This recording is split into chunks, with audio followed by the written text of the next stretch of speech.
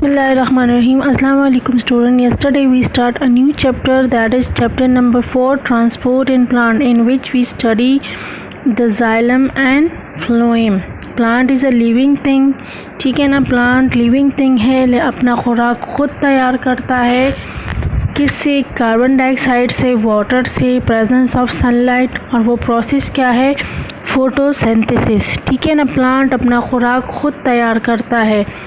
फिर प्लांट खुराक तैयार करने के लिए उसको पानी चाहिए, मिनरल सॉल्ट चाहिए, कार्बन डाइऑक्साइड चाहिए। ये उसकी बॉडी में कैसे एंटर होता है, फिर खुराक बन के प्लांट के तमाम पार्ट्स को कैसे पहुंचता है, तो उसके लिए प्लांट में मौजूद है 2 टाइनी ट्यूब्स, जिसको कहते हैं xylem and phloem. Xylem carry करता है water and mineral salt from soil through root. ठीक है ना, रूट में मौजूद है जाइलम। रूट से लेकर प्लांट के हर एक हिस्से तक जाइलम मौजूद है, तो वो सॉइल से पानी एब्जॉर्ब करके पहुंचा देता है प्लांट के हर हिस्से के साथ साथ लीफ तक। और लीफ में फोटोसिंथेसिस के थ्रू जब फूड बनता है तो वो फ्लोएम के थ्रू वापस आ जाता है और प्लांट के हर एक पार्ट के साथ साथ रूट को भी पहुंचा देता है। ठीक है, इसी तरह प्लांट को कार्बन डाइऑक्साइड और ऑक्सीजन भी चाहिए। ऑक्सीजन कब चाहिए? जब रिस्पायरेशन होता है और फोटोसिंथेसिस में निकलता है। कार्बन डाइऑक्साइड कब चाहता है? जब फोटोसिंथेसिस होता है, वो रिस्पायरेशन में निकलता है। रिस्पायरेशन में ऑक्सीजन चाहिए, कार्बन डाइऑक्साइड रिमूव होता है। फोटोसिंथेसिस में कार्बन डाइऑक्साइड चाहिए और oxygen as a waste material remove होता है। फोटोसिंथेसिस का प्रोसेस, रिस्पायरेशन का प्रोसेस, ये साथ साथ चलता रहता है। ठीक है ना, प्लांट जो ऑक्सीजन और कार्बन डाइऑक्साइड न जाइलम से लेते हैं न फ्लोएम के थ्रू, तो वो किसके ज़रिए से एब्जॉर्ब होता है प्लांट में? प्लांट की लीव्स में स्टोमेटा मौजूद है, उसके ज़रिए। ठीक है, ये पिक्चर आपको नज़र आ रही है, इसमें लीफ में जाइलम और फ्लोएम शो कर रहे हैं। स्टेम में देखिए सर्कुलर में है, बिल्कुल जैसी लेयर उसकी स्किन के बाद जो वुडी पार्ट आ जाता है उसमें मौजूद है उसके स्टेम के अंदर, और रूट के जो है सेंटर में मौजूद है जाइलम एंड फ्लोएम। ठीक है, अब ये यहाँ पे देख लें, इसमें भी शो कर रहा है कि रूट में बिल्कुल सेंटर में है जाइलम फ्लोएम, स्टेम में जो है सर्कुलर डायरेक्शन में, और लीफ में देखिए बिल्कुल उसके बाद जो स्टोमेटा के बाद आते हैं वस्कुलर बंडल है जिसमें जाइलम और फ्लोएम आता है। ये आपको साथ मैंने शेयर कर दी थी कि जाइलम और फ्लोएम। ठीक है, जाइलम का जो है 1 वे है ओनली, फ्लोएम जो है 2 वे है। ठीक है, जाइलम का जो आउटर सेल है वो नॉन लिविंग है, जबकि फ्लोएम का लिविंग है।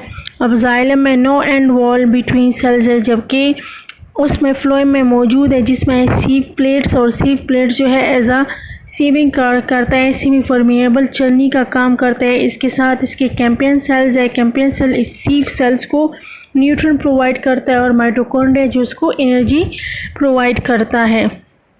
अब हम चलते हैं अपने टॉपिक की तरफ। टॉपिक हमारा है structure of plant stem and structure of plant root. अब प्लांट में स्टेम भी मौजूद है, प्लांट में रूट भी मौजूद है। अब इन रूट और स्टेम के दरमियान जाइलम और फ्लोएम भी मौजूद है। अब ये जाइलम और फ्लोएम क्या करता है? इनको मजबूती देता है खुराक के साथ।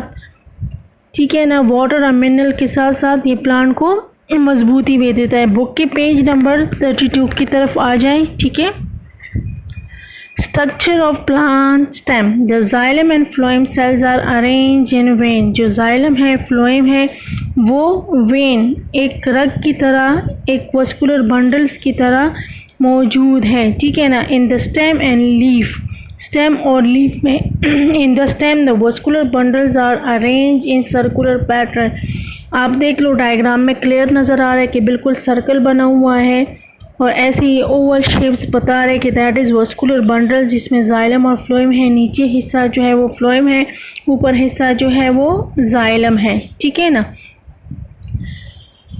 Just beneath the outer layer of the cell और एपिडर्मस। ये आउटर लेयर एपिडर्मस जैसे हमारी स्किन है, इसी तरह प्लांट का जो आउटर कवर है स्किन है, उसके बाद जो नेक्स्ट लेयर आ जाती है उसमें मौजूद है जाइलम और फ्लोएम, स्टेम का जो तना है उसको काट के देखिए, जो सर्कुलर है उसमें मौजूद है। ये माइक्रोस्कोपिक पिक्चर आपको ली हुई शो कर दी है, किसमें है कि जाइलम और फ्लोएम इस तरह मौजूद है। अब जो वस्कुलर बंडल्स है कंटेन्स मैनी स्ट्रॉन्ग फाइबर्स, इनमें बहुत सी मजबूत रेशे होते हैं, फाइबर्स होते हैं। वो क्या करते हैं, this help to make stem strong and able to withstand being bent by a strong wind। कहते हैं कि ये फाइबर्स मदद करते हैं। आप देखिए कितने बड़े सख्त से सख्त तूफ़ान भी आ जाते तो ये दरख्त अपनी जगह पे रहते हैं। बाद जगह अगर कोई कच्चा वगैरह ब्रांच हो तो टूट जाता है, लेकिन स्टेम इतनी आसानी से प्लांट का नहीं टूटता, ठीक है ना। जो मजबूत बिल्कुल स्ट्रेट खड़ा होता है स्टेम, वो नहीं टूटता। ये स्टेम को मजबूती कौन देता है, इस प्लांट के अंदर जो वस्कुलर बंडल्स मौजूद है ये इसको मजबूती देता है। जो फाइबर उसमें मौजूद है कि बहुत सी तेज़ हवा भी आए, अगर ये बैंड भी हो जाए तो ये वापस अपने हालत में आ जाता है, लेकिन बिल्कुल स्ट्रेट खड़ा रहता है। कुछ ट्रीज़ में देखिए बहुत ज़्यादा लचक होती है और बैंड होके बिल्कुल वापस आ जाते। कुछ ट्रीज़ में नहीं होते, वो बिल्कुल उसका तना हिलता ही नहीं है, बस उसमें जो मौजूद ब्रांचेस हैं, जो लीव्स है वो हिलती हुए, वो तना जो है वो इतना मजबूत होता है कि वो इतना नहीं हिलता। इसके बाद है the xylem vessels themselves also have reinforcement. Reinforcement का मतलब है ताकत बढ़ा देना। सेल वॉल, ये उसमें जो वेसल्स है वो सेल वॉल की ताकत बढ़ा देते हैं। And this help to support the weight of the plant, और प्लांट का जितना वज़न है, प्लांट कितना तन्ने के ऊपर देखो कितना वज़न हो जाता है। एक छोटा सा तन्ना, किसी प्लांट के बहुत कमज़ोर तन्ना होता है, लेकिन ऊपर उसके ऊपर कितने ब्रांचेस होते हैं, कितने लीव्स उसमें होते हैं, ठीक है ना। तो ये उसको सपोर्ट देता है, सहारा देता है।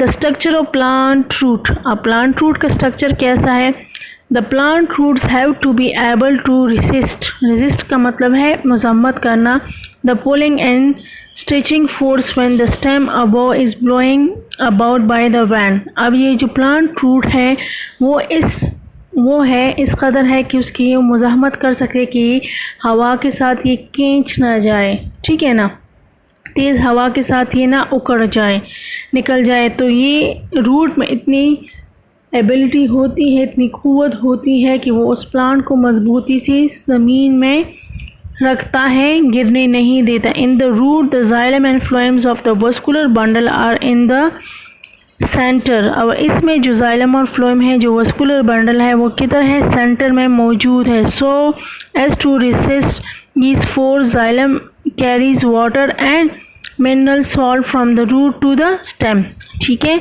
अब ये वस्कुलर बंडल्स जो है वो एक मुज़ाहमत करते उस ताकत का, ताकि वो निकाल ना सके प्लांट को। अब जाइलम जो है वो वाटर और मिनरल साल्ट को कैरी करता है रूट से स्टेम तक, और फ्लोएम जो है bring food from the stem to root तक लेके आ जाता है, providing the root cells with all the food substance they need for their energy and growth. और प्लांट सेल को वो सारी चीज़ें ये पहुंचा देता है जो उसकी ग्रोथ के लिए और जो इसकी एनर्जी चाहिए, ताकि ये प्लांट को मजबूती से पकड़ ले, ठीक है। आप देख ले बहुत से प्लांट हमारे पास ऐसे होते हैं, छोटा सा प्लांट हो, ठीक है ना, अगर आप ग्रास को ही ले लें, ठीक है ना, आप उसको निकालते हैं, उसके साथ कितनी रूट्स होते हैं, लेकिन निकालने के लिए हम आसानी से नहीं निकाल सकते, उसमें थोड़ा सा फोर्स लगाना पड़ता है। क्यों? क्योंकि उसके रूट्स जो होते हैं उसने अपने आप को ज़मीन में इतना सख्त किया होता है कि उससे निकलना मुश्किल होता है, ठीक है ना। तो बहुत से प्लांट्स रहते हैं जिसके आप एक जगह ग्रो करो और आप उसको निकालना चाहो तो उसकी रूट पहले होते हैं, पहुंच जाते हैं। कुछ बहुत ज़्यादा ज़मीन के ऊपर भी पहले होते हैं और ज़मीन के अंदर भी इतने पहुंच जाते हैं कि वहाँ से ये ख़ुद पानी एब्जॉर्ब कर लेते हैं, ठीक है ना। Plant stem and plant root दोनों में मौजूद है vascular bundle, xylem and phloem. पानी के साथ, मिनरल साल्ट के साथ, फूड के साथ ये उनको मजबूती भी देता है, ताकि वो जो फाइबर्स है उसको मजबूती दे कि तेज़ हवा में ये ना गिर सके। जाइलम और फ्लोएम जो वस्कुलर बंडल है स्टेम में रिंग फॉर्म में है, और जो रूट है उसमें सेंटर में मौजूद है, ठीक है। आज के लिए इतना ही, थैंक यू।